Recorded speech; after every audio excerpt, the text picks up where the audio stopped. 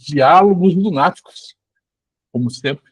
O verbo tem que pegar delivery, e a gente gosta de provocar as pessoas a poderem pensar. Hoje tem uma convidada especial que fala direto de Florianópolis, daqui a pouco ela vai se apresentar, e como sempre, por característica dos diálogos, eu leio um pedaço aleatório de um livro de Manuel de Barros.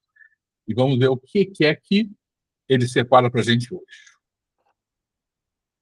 Queria a palavra sem alamares, sem chantilenas, sem suspensórios, sem talabartes, sem parâmetros, sem diademas, sem ademanes e sem colarinho. Eu queria a palavra limpa de solene, limpa de soberba, limpa de melenas.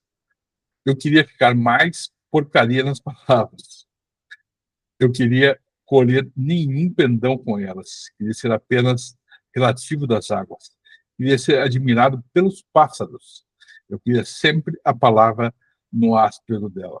Manuel de Barros sempre provocativo e muito sempre ligada à questão da natureza.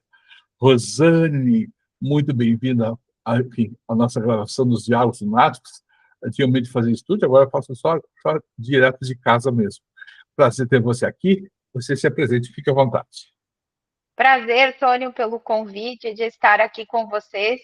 E sim, a provocação de Manuel de Barros sobre o ser livre, né? Como é nós estarmos com a palavra livre. Muitas vezes nos nossos pensamentos vem o pensamento e antes de sair a palavra a gente acaba filtrando perante o cenário em que estamos inseridos, mas a provocação que ele traz, né, de como é ser livre na palavra. E o que será que mais aprisiona as pessoas? De uma maneira geral, o que você acha que aonde é que a nossa palavra fica presa?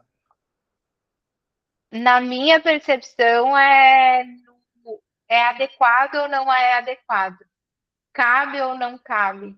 Como que a outra pessoa vai reagir, o que ela vai pensar? Começa ainda lá na infância, né, de colocar a mão na boca, não fala isso que é feio, fica quieto, não é o momento de falar, aqui não. E a gente vai criando esses filtros, não só na família, com os adultos, com amigos, sociedade, mas também quando a gente vai para a escola, e conforme a gente vai transitando, então a gente vai criando esses filtros, né, de certo e errado, adequado ou não. Eu acredito que isso seja hoje, para a gente ser livre na nossa palavra, a gente precisa ser bem sustentar o posicionamento mesmo, né, daquilo que a gente está falando. Você acha que pessoas adequadas demais não vão muito longe? Depende do contexto em que elas estão, assim. Adequadas Né? demais, né? São sempre muito adequadas. Tem lugares que elas vão longe por serem adequadas demais, né? Por exemplo, se a gente olhar as princesas e as rainhas, elas estão nessa cultura sendo inseridas por serem adequadas, por seguir essa linha do ser adequado, né? E se a gente de certo, né? Ah, isso é adequado, aquilo não é. Tal gesto é adequado, aquele outro não é. E quando a gente vai para o lado mais criativo e expansivo, quanto mais ousado, me veio aqui, ó, por exemplo, o show do Coldplay. Uhum. Ele não tá nem aí o que é adequado e o que não é adequado. Ele vai, ele faz, estimula a criatividade, estimula as pessoas, ele, né? Dentro de um cenário, contexto, ele trabalha a liberdade dele. Essa é a minha percepção. Você falou das princesas, das pessoas, enfim, né, que vão longe. Assim, eu tenho a impressão, não sei o que você acha, o que você sente disso, mas isso por conta de um sofrimento pessoal. Eu nunca atendi nenhuma princesa, mas tem um sofrimento. Então, é adequado, parece que vai longe. Eu já atendi empresários, CEOs de empresa de sucesso e tal, muito adequados e com a vida muito sofrida, uma dor muito grande, né? O que será que esse adequado, o inverso do Coldplay, às vezes não imputa a gente um tipo de sofrimento, algum tipo de dor? Sim, e eu acredito que na maioria, dentro de uma normose, é normal. É. Aquilo é convencional, é como se a pessoa não enxergasse algo diferente, que fosse possível o diferente. Aquilo é o normal. Dentro da tua, enfim, da tua mentoria, da tua expertise em desenvolvimento de empresas e negócios, como é que é essa anormose? Onde é que as pessoas estão presas? Onde é que as empresas normalmente estão presas, os negócios estão presos? Principalmente na liderança. Existe muito a liderança ainda exercida pelo medo. Tem as bonificações, tem as meritocracias dentro da empresa, o próprio RH, que é o setor mais estratégico da empresa, mais de 90% das empresas não utiliza ele como sendo estratégico, ele parece que é isolado assim, da empresa e da organização. E quando existe essa cultura do medo, ela não é tão aparente, mas é ela que determina. Vou trazer um exemplo. Quando eu na penúltima empresa que eu trabalhei como CLT, e eu trabalhei no período de 2010 a 2016, fazia já mais de 9 meses que eu falava com o supervisor da área, né, o coordenador, sobre alguns processos, métodos e processos dentro do setor que eu mudaria e levava a solução para ele, né, mostrando qual que era a solução. E nada mudava, e ele enrolava e aquilo nada mudava. Até que um dia eu conversei com ele, eu disse: se não mudar, eu vou sair da empresa. Porque eu preciso respeitar a empresa, mas eu também preciso me respeitar. E está chegando num ponto onde, se eu respeitar a empresa, eu não estou me respeitando. E se eu me respeitar, eu não vou respeitar a empresa. Então, esse é um ponto que é interessante a gente, né, sair.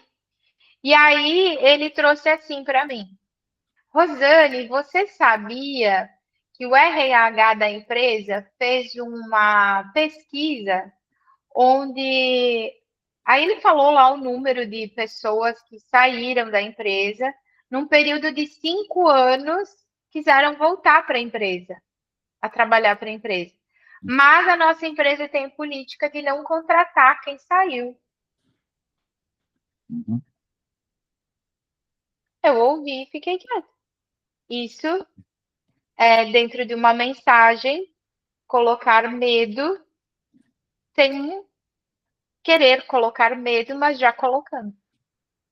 Você acha que essa ameaça do não pertencimento mais a esse grupo, que eu já atendi alguns executivos e tal, que quando saíram da empresa, enfim, um deles me disse uma coisa, assim, cada vez que eu chegava, ele era diretor de uma empresa bem grande aqui, uma empresa nacional, mas bem grande, ele dizia, chegava uma empresa, o vivia, o segurança da entrada cumprimentava, como é que vai, doutor, bom dia, ele tinha o carro da empresa, né, ele tinha uma série de regalias e tal, né, e a partir do dia seguinte, quando ele sai na outra semana, muda totalmente esse lugar, né? Ele deixa de pertencer ao lugar. Então, ele ganha uma liberdade e perde algumas coisas. Né?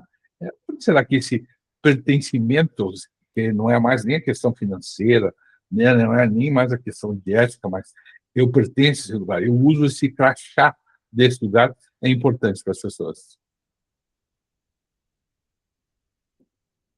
Tem vários pontos e aspectos aqui, tem várias nuances quando a gente olha a questão de senso de pertencimento, né? Um deles é uma zona segura, onde a pessoa ela se sente segura por ela estar representando uma marca dentro da empresa. Tem um cliente meu, que ele foi meu cliente, né? Já faz um ano que ele fez a mentoria comigo, e eu falei para ele, com o know-how que tu tem, com a experiência que tu tem, não é para ti ser diretor e comercial de uma única empresa. Tu pode contribuir com 5 empresas ao mesmo tempo, trabalhando um dia por semana em cada uma delas e recebendo o mesmo valor que tu recebe como diretor comercial em uma empresa, recebendo uma vez por semana naquela empresa. Daí eu disse, sabe o que vai acontecer? Você estando como diretor comercial dessa empresa, ou a empresa vai sair com você, ou você vai querer sair da empresa. Porque tu está num outro nível, a tua velocidade, as empresas não acompanham a tua velocidade. Melhor tu estar em várias empresas do que em uma só. E contribuindo, né, dessa forma. E ele não entendeu o que eu falei. Mas qual que era o senso de pertencimento dele nessa empresa em que ele está?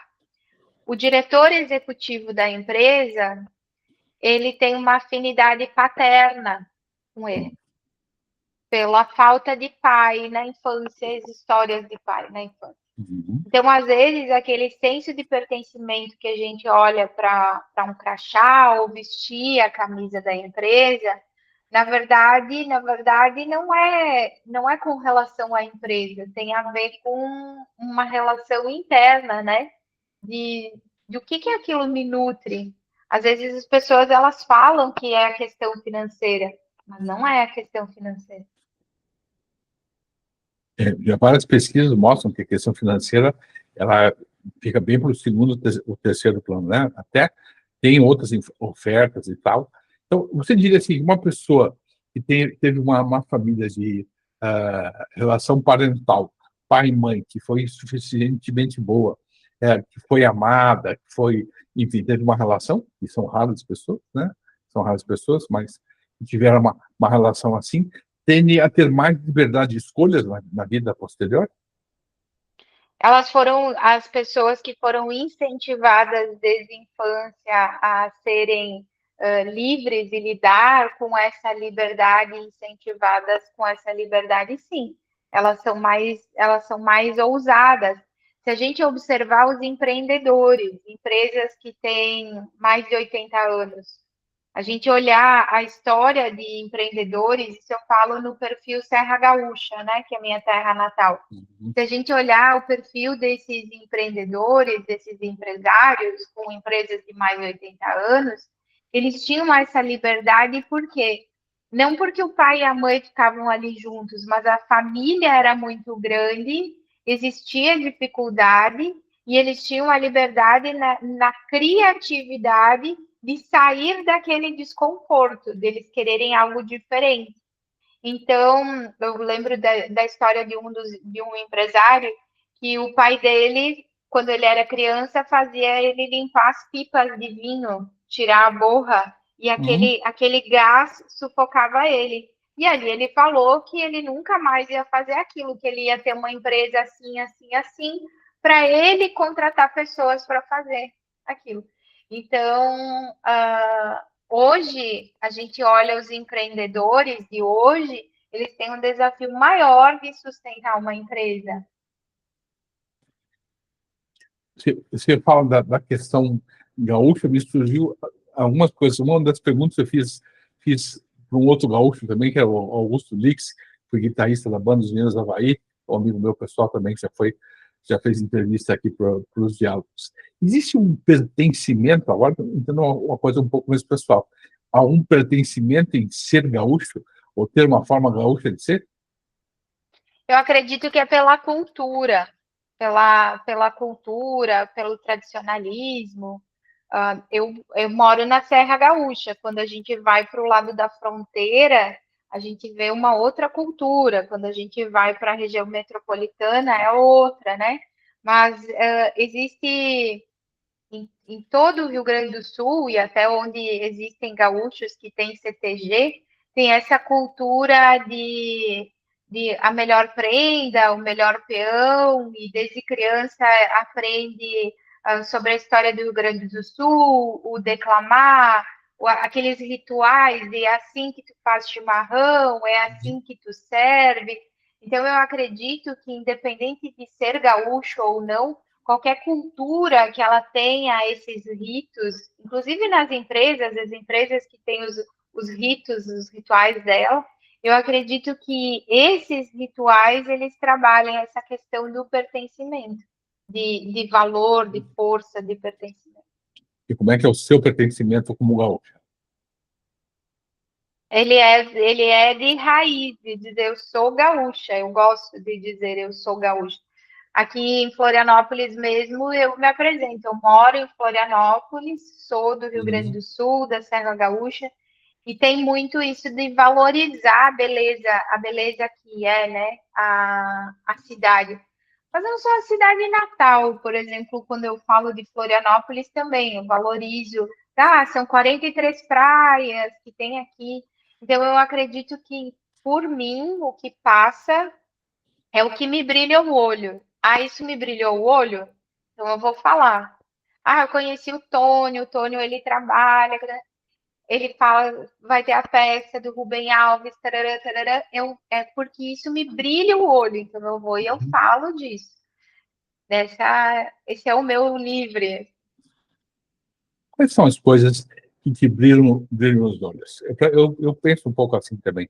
Quando nos causa curiosidade, né? Quando alguém nos causa curiosidade, a gente quer saber mais, né? Que um pouco que você fala nos olhos. O que que brilha nos olhos? Quem são as pessoas? Me conta um pouquinho da sua vida aí, enfim, com quem você mora, como é que está essa mudança para Floripa, como é que funciona? É, a mudança a Florianópolis é o que brilha o olho é o mar. Para mim também. Aham. O que brilha o olho é o mar, é o nascer do sol, é o pôr do sol, é essa conexão com a natureza, esse vibrar a natureza e também o sentir. Quando eu estou em Florianópolis, o meu sentir, as minhas percepções são umas. Quando eu vou Uhum. para a Serra Gaúcha, o meu sentir, as minhas percepções, elas são outras. Então, essas sensações extrasensoriais de sentir a vida pulsando mesmo, é um dos fatores que me fazem brilhar o olho. E você mudou com a família toda para ir? Como é que foi? Como é que é a decisão? Como é que você conseguiu inventar bem Manuel de Barros? Como é que você inventar essa proximidade do mar aí? Então, tem uma história, quando eu tinha 18 anos, 19, por volta dos 18, 19, foi a primeira vez que eu estive em Florianópolis. E eu estava num Uhum. carro de carona e eu olhei a beira-mar e eu disse assim: Ah, já pensou morar aqui? Que legal. Uhum.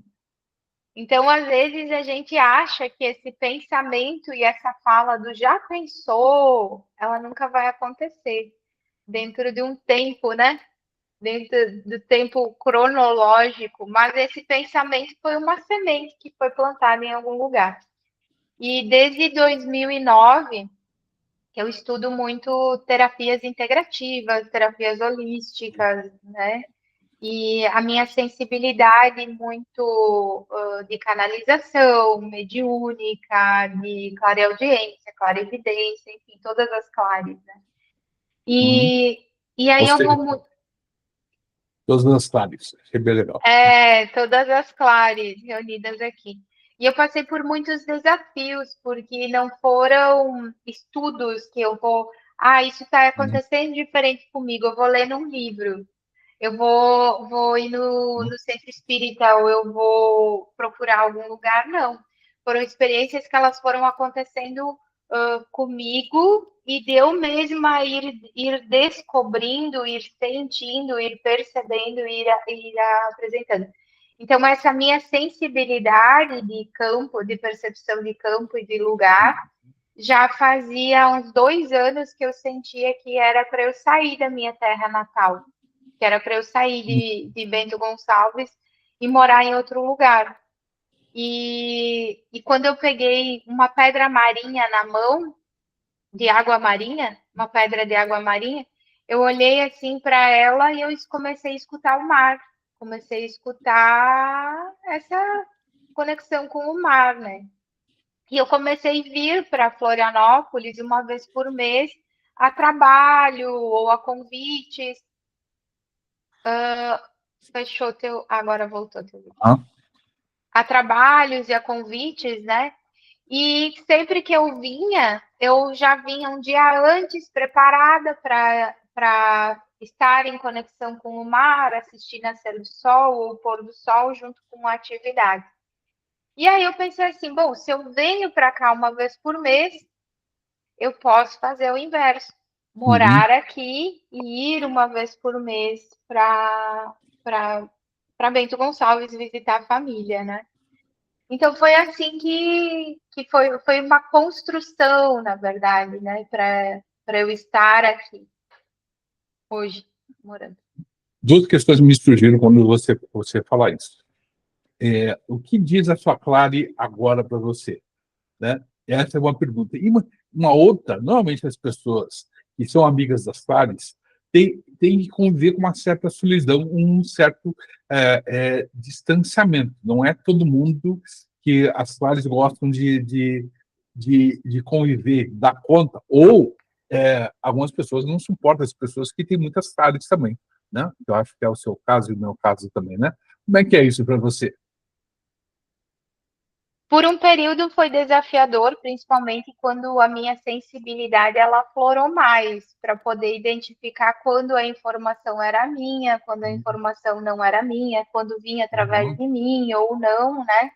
E tudo isso eu digo que foi me treinando para hoje perceber qual que é a real informação, onde que ela está, onde que eu acesso ela. Que hoje é um dos ganhos que em meu mentorado tem, é Uhum. que eu estimulo a pessoa a descobrir essa maestria divina que está nela, para como identificar as informações, como ela mesmo consegue direcionar a tomada de decisões na vida e nos negócios para uma Uhum. vida mais saudável, um negócio também mais saudável, né? Mas e até quem me procura para as mentorias normalmente procura por causa desse diferencial, assim, né? E qual que foi a outra pergunta? Ah, tá, do A distanciamento. solidão. Uhum. Então eu precisei ficar muito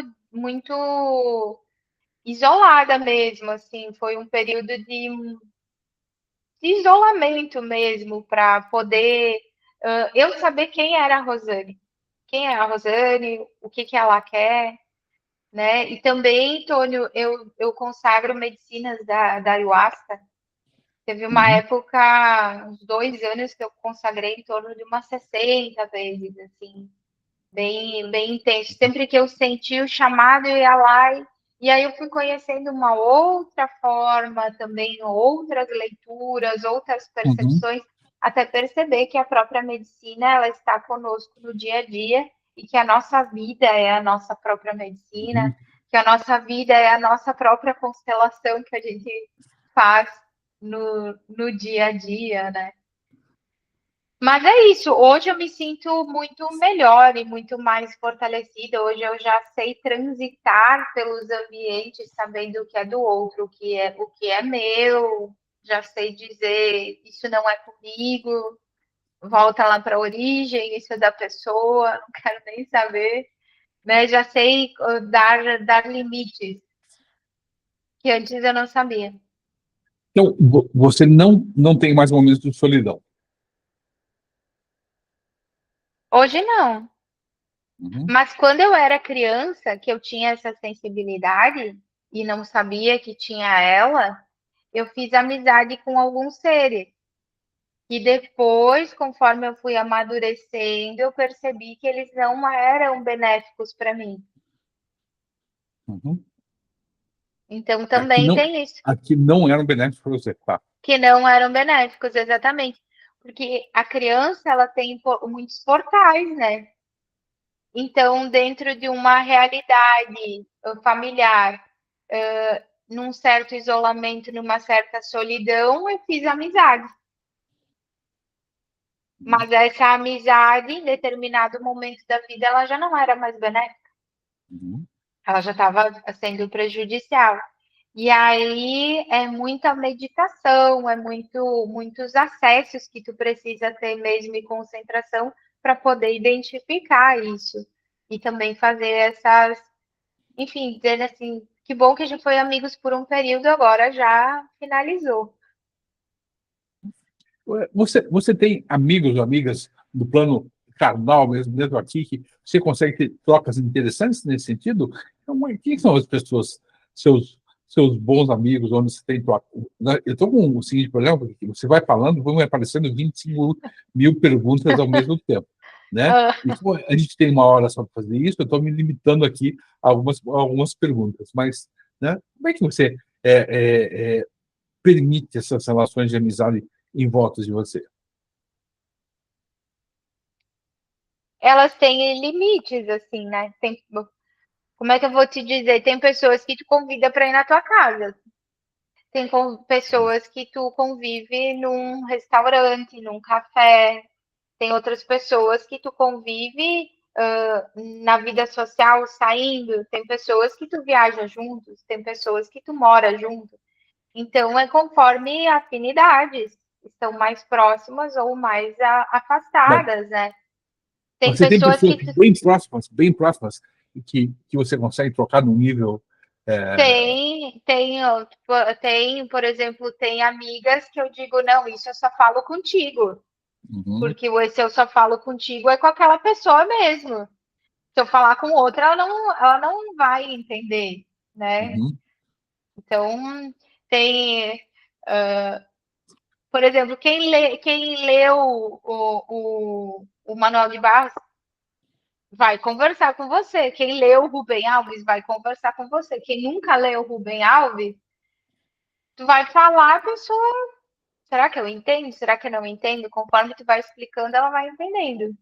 Tenho amigas que amigos, assim, que eu ando de bicicleta, né? Eu pedalo muito, uhum. muito. Não tanto, né, comparado com algumas pessoas, mas enfim, eu gosto de pedalar.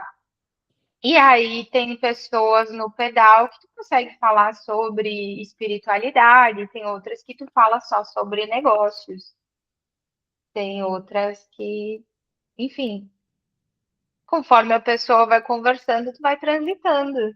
Senão não é falado, não é dito, né? Eu gosto, é um hábito meu conversar com todas as pessoas. Eu converso no elevador, eu converso com um morador de rua, já tive boas conversas, tive conversas não muito confortáveis, já tive uma conversa no tempo que o Bial estava vivo, eu tive uma boa conversa, enfim, hoje assisti um morador de rua que pediu auxílio na rua. Eu gosto de saber das histórias, porque tem muitas pessoas que não são ouvidas, né? Elas são negligenciadas, são deixadas de lado. Para mim, eu não sei como é para você, mas para mim não é muito importante que as pessoas saibam o que eu sei ou o que eu estou pensando, mas a minha curiosidade é em saber dessas histórias. Então, o Zé dos Santos hoje, que era um morador de rua, que estava passando mal, que chamou uma ambulância, conversei com ele por um tempo e tal, isso me causa uma curiosidade, e isso me alimenta, né? É saber o que... Não, eu não tentei ajudar ele de uma forma diferente, tá? Mas, enfim, fiz o mínimo, foi chamar uma ambulância para ele e tal, e conversei um pouco com ele. Tinha uma perna amputada, com as feridas e tal, blá, blá, blá, né? Essa curiosidade, e isso do ponto de vista, enfim, da psicologia, é algo que chama muita atenção. As pessoas que não têm essa curiosidade, eu gosto de olhar pela rua e ver, nossa, mas não tinha essa planta aqui nesse lugar antes, agora tem. O mar. Eu morei 11 anos, literalmente no mar, né? Eu fui marinheiro durante 11 anos, morei em cima da vida. Então tem uma ligação e uma falta, né? Curitiba aqui está longe, tanto que amanhã eu vou viajar para o mar, eu vou, enfim, né? Minimamente tomar um banho, né, de mar e poder me aproximar um pouco da minha família também e recarregar as baterias, né? Essas experiências simples, elas também dão um certo sentido na vida, né? É, é, Se a gente está aberto a isso e não só procurar, isso é importante, essa é a pessoa importante, talvez isso nas empresas também isso aconteça. Eu vou só procurar o que é importante, o que possa dar lucro, o que possa, né?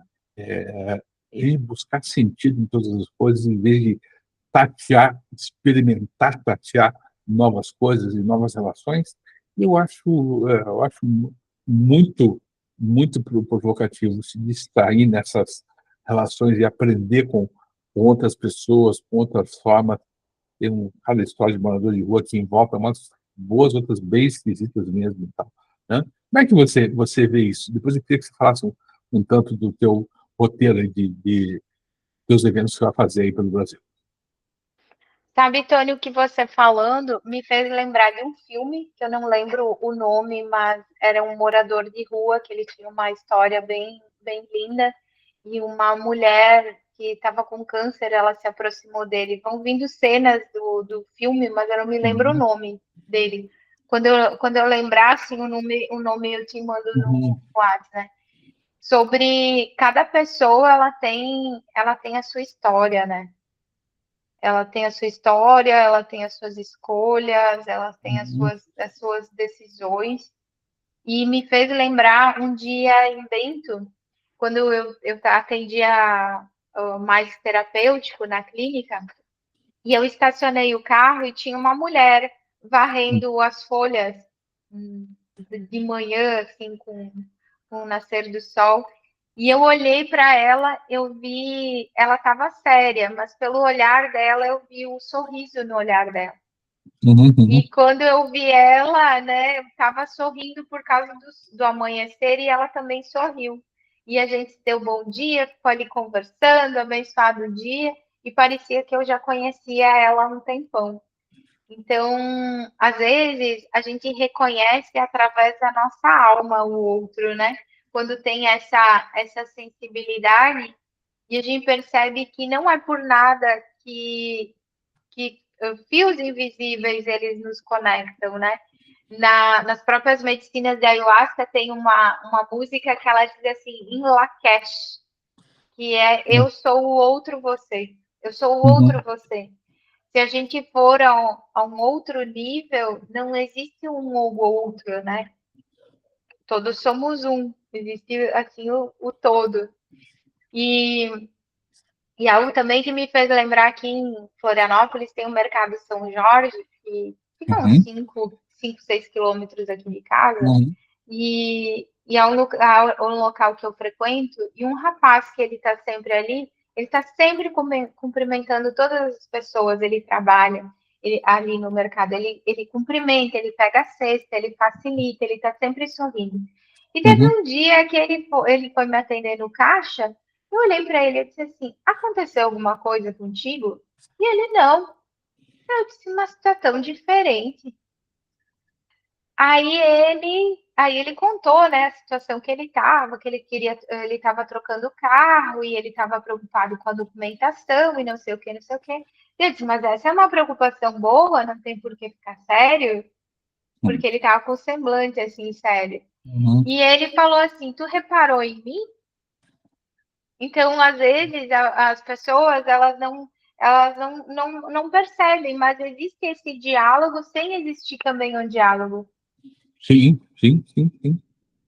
Eu vou coaduno com você. Às vezes, eu sou um terapeuta de abordagem corporal, né? Eu faço a leitura do corpo das pessoas quando eu quero. E às vezes a gente percebe, a pessoa está dizendo que tem um sorriso, mas tem outra coisa, tem outra tensão e tal.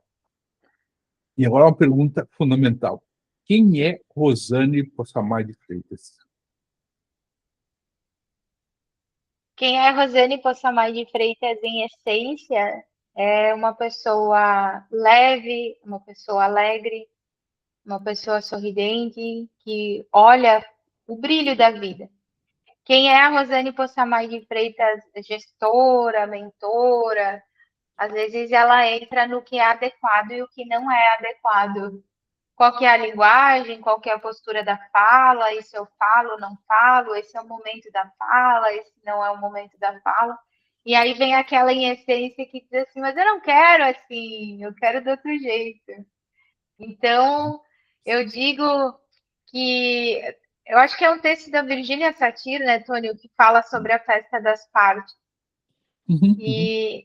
E às vezes eu digo assim, gente, deixa eu fazer uma reunião aqui com minhas partes, porque elas estão que estão hoje. Porque cada uma delas vem, amanhece com uma surpresa, e ela conversa com uma pessoa Por exemplo, quando eu converso contigo, você ativa em mim algumas questões, um jeito diferente. Converso, por exemplo, com a Bianca, é outra fala, é outro jeito. A gente conversa com o empresário, é outro jeito.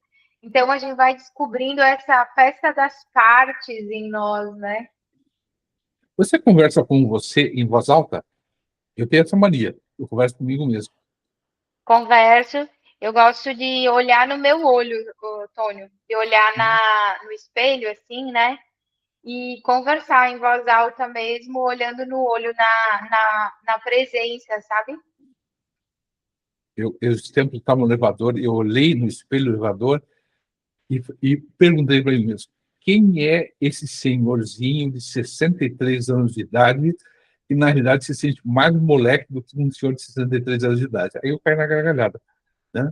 É, que, 63 anos de idade, quando eu aprendi, quando criança, era alguém que era muito velho. Mas eu não me sinto muito velho. Eu não tenho essa, essa sensação de estar muito velho, muito caído, né? Muito 63 ou 64, né? Não, eu não tenho essa sensação, né? Rosane, como é que está o teu roteiro aí? Você vai fazer alguns trabalhos, vem aqui a Curitiba também. Como é que estão as coisas aí?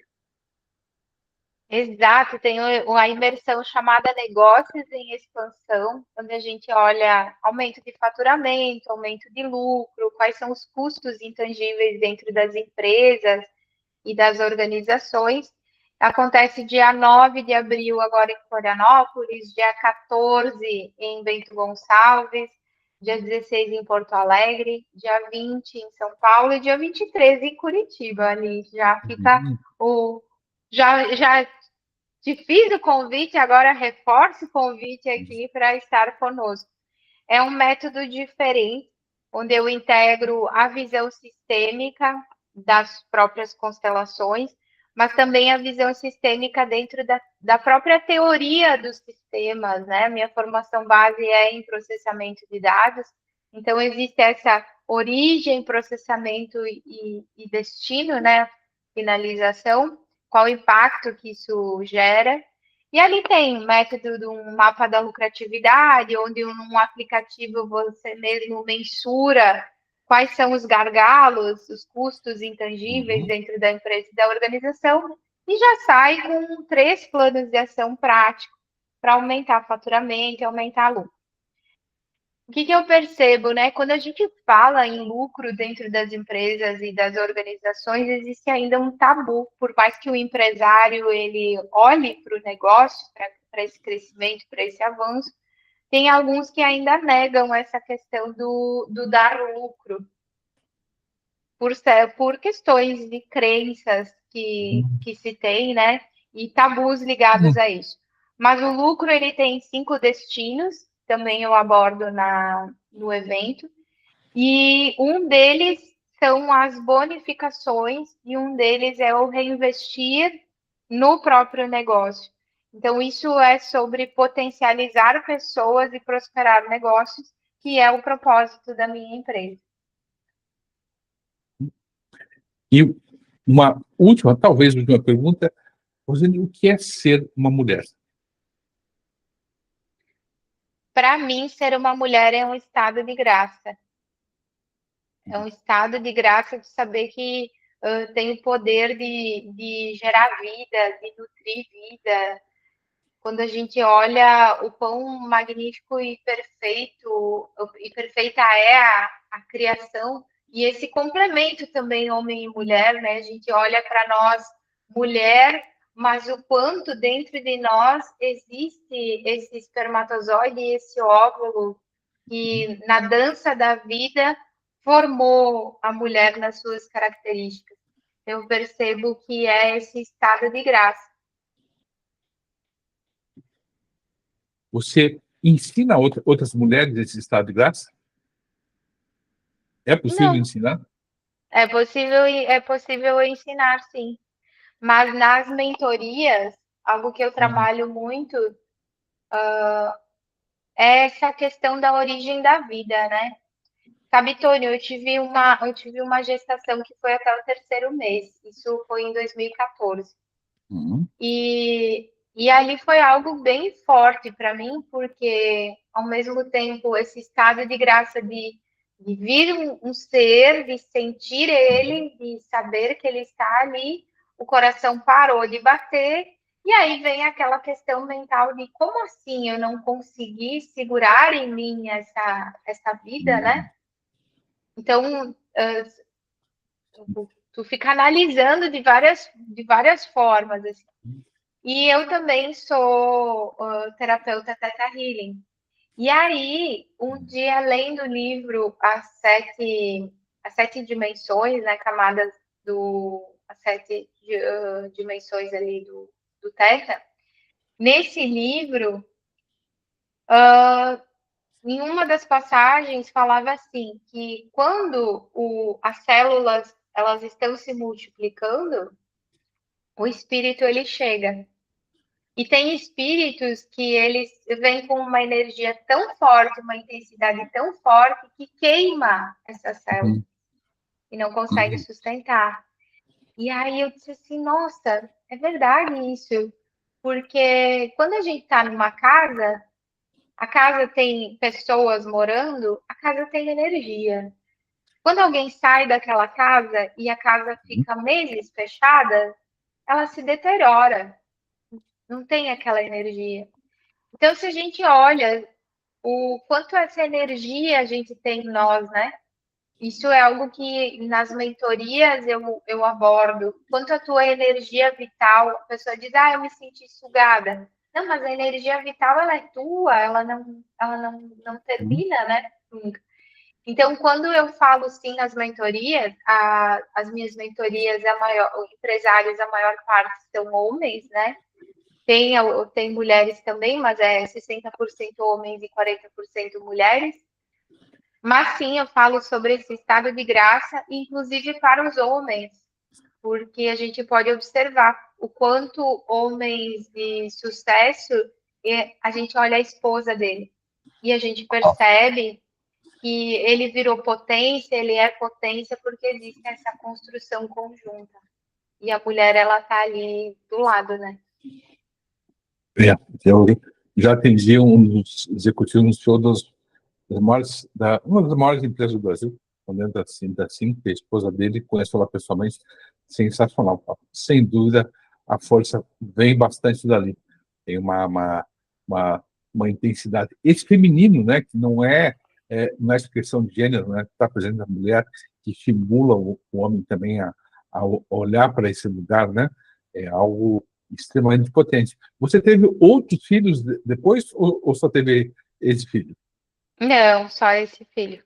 Hum. Aí tem toda uma história ali, né, Túlio? Porque quando eu tive essa perda gestacional e essa relação, que foi uma relação.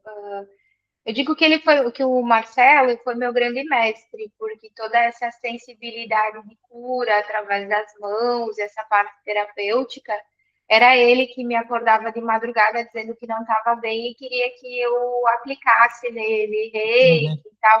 E eu dizia, mas eu não posso, eu só tenho reiki 1. E ele, não, faz que tu sabe. Então foi ele que foi